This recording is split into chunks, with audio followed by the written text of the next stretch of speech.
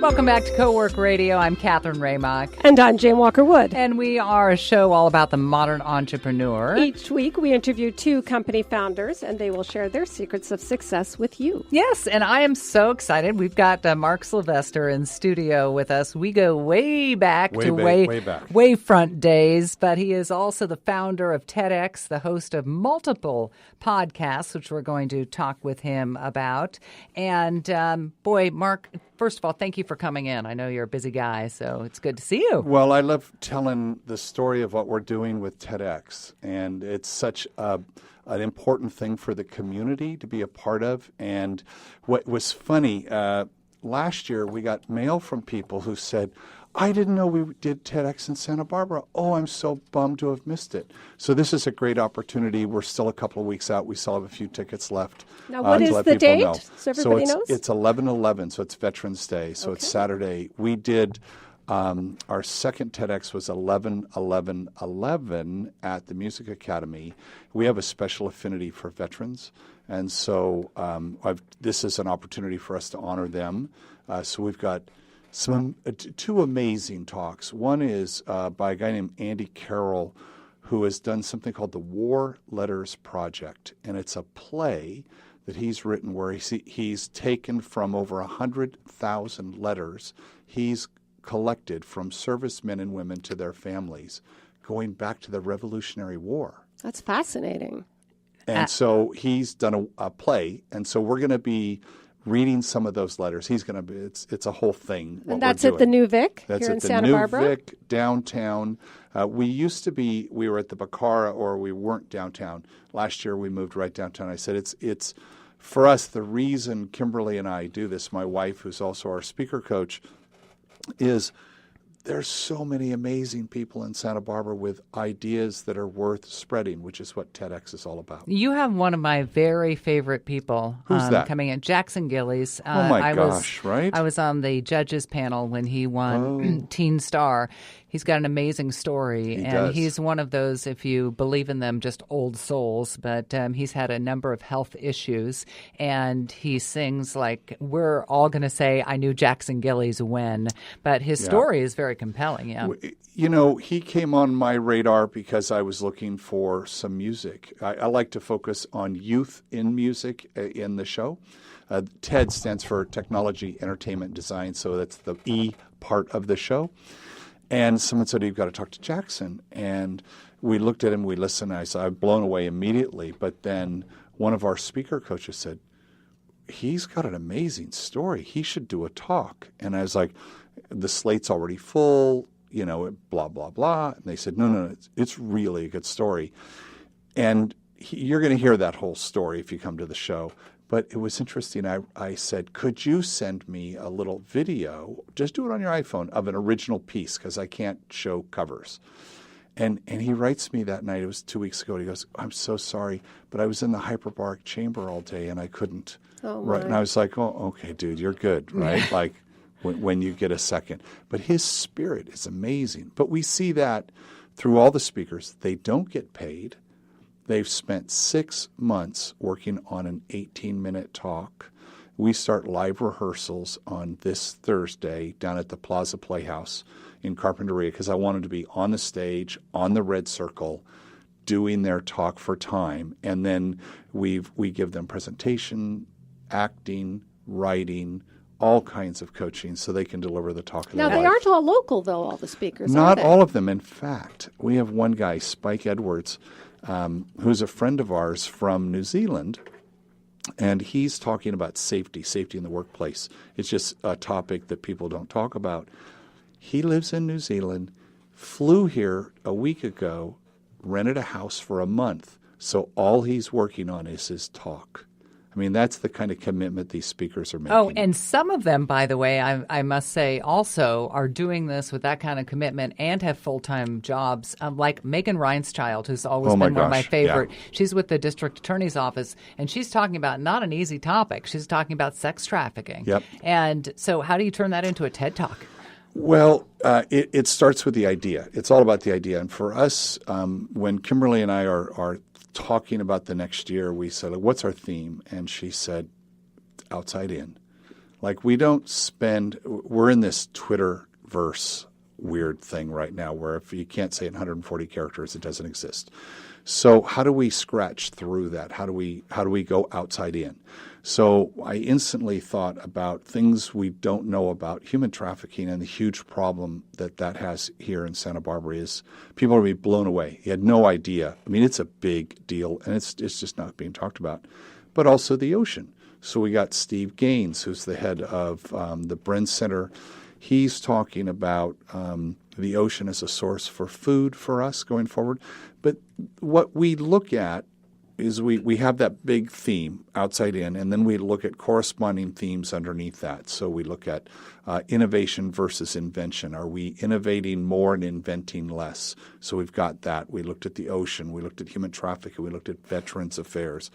But it's the idea first, and then go find the right speaker who can deliver that idea. So it's not about let's go get celebrities on our stage. No, let's go get great ideas on our stage. You have one young celebrity, sort of, a guy that has exploded on YouTube, right? Oh, my God. Yeah. Collins Key was introduced to us maybe only 4 months ago, 5 months, not very long ago. A friend of a family friend. And he won America's Got Talent. And he is this amazingly engaging 21-year-old who, when you sit with him, you're like, okay, who's the smartest guy in the room now? Right? Who's the most intentional guy in the room now? And in June, he hit 100 million views of his and his brother's YouTube channel. He's a magician. Yes, I thought. But they don't do any magic on the show, on his show. So will any of these performers be able to perform on the show? Because you mentioned you have a playwright, a singer, a magician. Yes. So yeah, absolutely. So the trick is, like you said, how do we do this in 18 minutes? So there's a process, right? Kimberly teaches this process, and we have workshops and we do all of that. But the thing is, how do we take what you think is your talk, which almost always is your bio, by the way, and strip all that away because people don't care about that. We can read about that. What's the idea? And then what's the core idea that the world needs to hear, and why do they need to hear it now? And that's our test.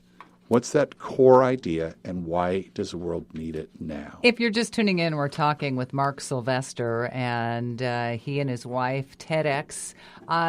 You have always been an innovator. You and I worked for Wavefront Technologies right after I graduated from high school, which was a graphic arts at the time, state-of-the-art animation. I remember that first big block HBO thing, and that was ours, and now looks so antiquated. And I don't know if you remember this, but we were down at a 4th of July show one time, and you said, look what I have. And it was the first digital camera I'd ever seen, and you had it way before. You've always had this innovative thinking mind. So I'm so glad you're involved with something like TedX. And I remember you telling me when you wanted to bring TedX in. Yeah. So what is it? Have you always had that? Has that been your thing since you were a child? Or I guess so. I mean, I love ideas. I'm insanely curious. That's why I do the podcasts.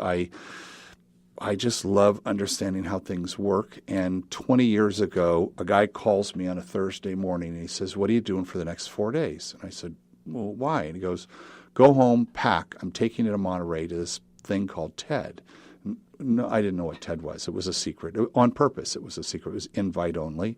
And I went up, and those 4 days actually altered the rest of my life because it was a vacation for my mind. I could just be around 900, 1,000 people, but listen to 60 talks over 4 days, where every single one of them was 2 orders of magnitude beyond anything I'd even considered before.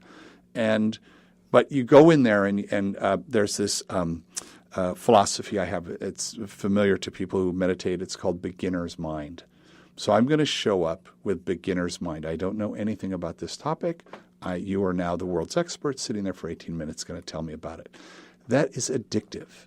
And in 2003, got the opportunity to build a project for TED, which turned into the software company I still run now with Kimberly. And that got us even closer involved with TED.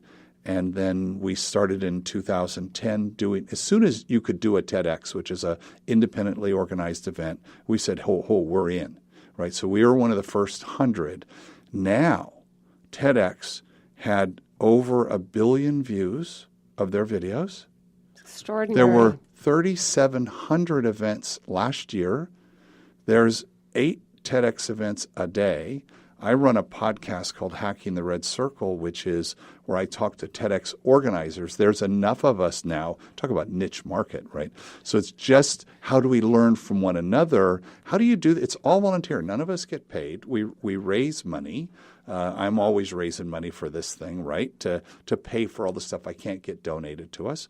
But this is happening. How do you curate the audience? How do you get a community involved? How do you get people to say, Mark, here's someone that would be so great for the stage. You've got to get them on the show. Now, you do a number of podcasts. Do you do any of them in order to monetize, or are they all to promote other things you're doing? So I do one called 805 Conversations, which is a project that is San Luis Obispo, Santa Barbara, and Ventura counties. There's a site called 805 Connect, which was an economic development project started 4 years ago. And I found that as much energy as I would put into writing a newsletter and doing interviews with winners of startup weekends, entrepreneurs, the whole ecosystem around business and what's interesting about regional business and how different it is in the 3 counties, people weren't reading it. And so I heard that there was a podcast studio in Santa Barbara 3 years ago. They were doing a comedy show and a city show. And I got a hold of them, and it's Pull String Press, and my co-host Patrick and I have now done 190 shows.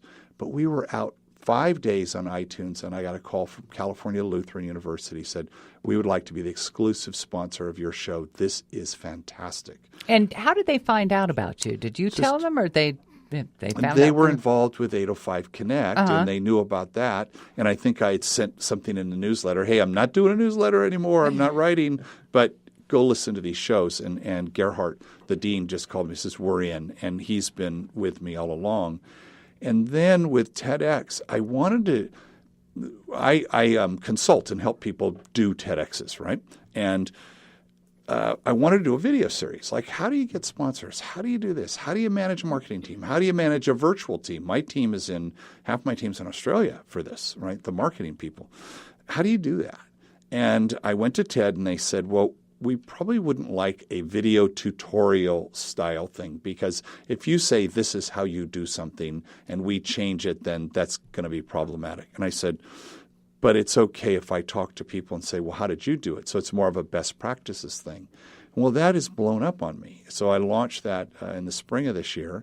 And in terms of monetizing, TED's all about not selling, right? It's all about the ideas. And as a result of doing the show, people have called and said, hey, we need a speaker coach, or hey, could you help us with this? Like I'm doing TEDx Youngstown, Ohio. They just got their license. And so you're not doing direct selling with these things. You're waiting more for it to come to you. Yeah, and I think it's more in the spirit of what content marketing is shifting to. It's more of I'm going to get in someone's head and get them to know who I am, and I'm curious and I like to solve problems, and maybe they've got an interesting problem I could solve. We're talking with Mark Sylvester. TEDx is Saturday, November the 11th, and you should check it out now because likely it'll be sold out. Very briefly, can you give me an idea of, I meant to ask this earlier, what's the relationship between TEDx, these independent TED Talks, and TED Talks? Sure. So TED, the main organization, does their annual conference in Vancouver, then they do TED Global, and then they do TED Summit, and they do TED Women. So they do those main conferences. TEDx, the X stands for independently organized event, local event. So we operate under a license, so we have to apply for a license every year, and then we've got rules and there's compliance in terms of what we can and can't do. Will some of your speakers make it to TED Talks? Oh, every organizer hopes that happens. We had one talk in 11/11. Jenna McCarthy's talk went. It's had almost 5 million views. When in working with your speakers, how do you see them change? Well, it changes everything. It changes everything. Chloe Howard was our opener last year.